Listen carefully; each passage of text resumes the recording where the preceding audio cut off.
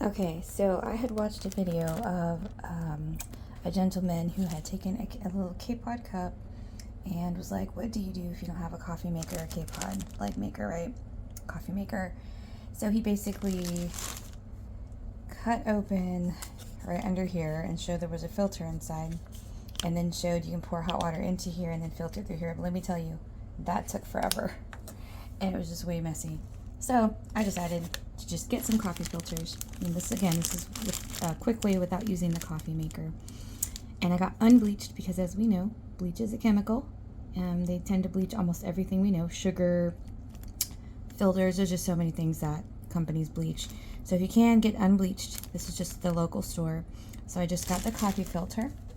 And it looks like this. Let's take out the bag. It looks like this when you take it out of the plastic bag right there. So you're just going to open it up. It's like a little tab. It's really easy to open up. There you go. Sorry. Okay, there we go. See how it opens up? And so I just basically put it in the cup. And then what I do is I just like push the sides of the filter around the cup. And honestly, this works with most mugs, like no matter the size. See? It's basically still there. Still there, and I just pushed the filter around the edges of the cup. See? So nothing will fall through except the water. It'll strain the water. Then I take these little cups and I poke a hole, open the top. Whoop, if I can get it straight here.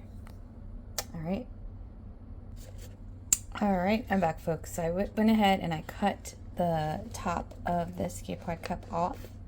And so I'm just gonna pour the coffee grinds into the filter like this, and again, it's over the mug.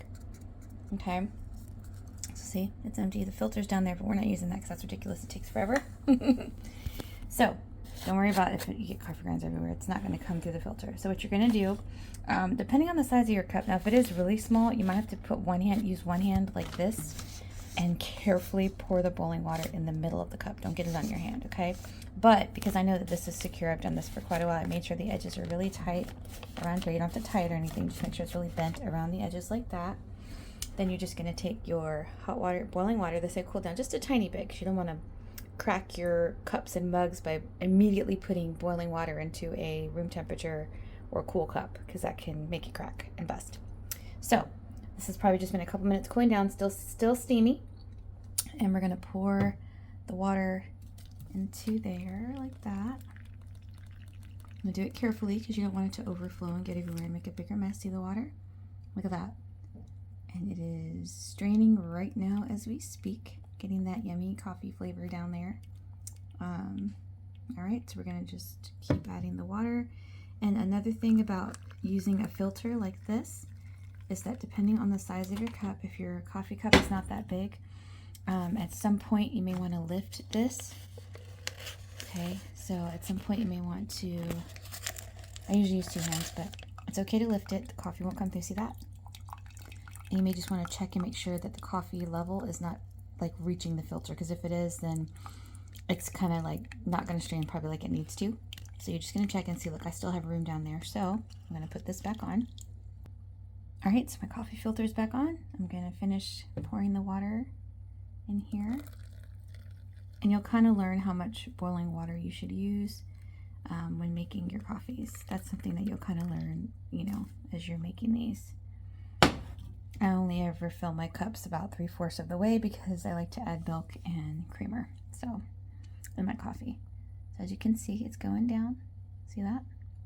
And this is a much easier way than trying to filter everything through here. I get maybe he was trying, the person that was showing this video was trying to maybe save money or something, but honestly guys, these coffee filters, they don't cost much of anything right here at your local store. Get the store brand. They work wonderful. Get them bleached if you can. And they last a while. Like this comes in 40, so that's plenty. And definitely I wouldn't recommend reusing these because it'll probably get real crusty and at some point break. The filters, you know, aren't meant to be reused. But again, there's plenty of filters in here.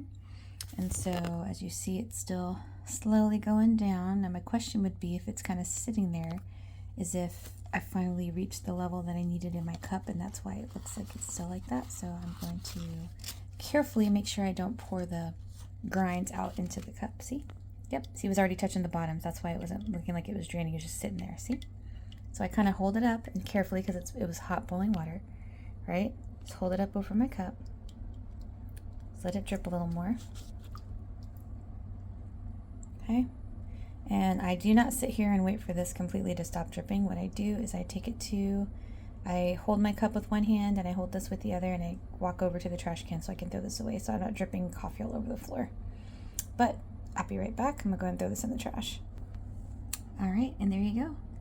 There's your coffee. There shouldn't be any grinds. If one or two get through, that's probably because when you were originally placing the filter, maybe as you were pouring the coffee in there, there was probably a section of the cup that wasn't covered by the filter, but it's okay. But there shouldn't be any grinds if you cover your cup completely with the coffee filter and just start pouring. And of course, unless the coffee filter is broken or has a hole at the bottom, then of course coffee grinds can come through, but it shouldn't. It should be nice and seamed together when you buy it from the store. Like down here, there shouldn't be any holes or anything, but you can always check for holes. And there's that yummy coffee. Now you can make it to your liking. Enjoy.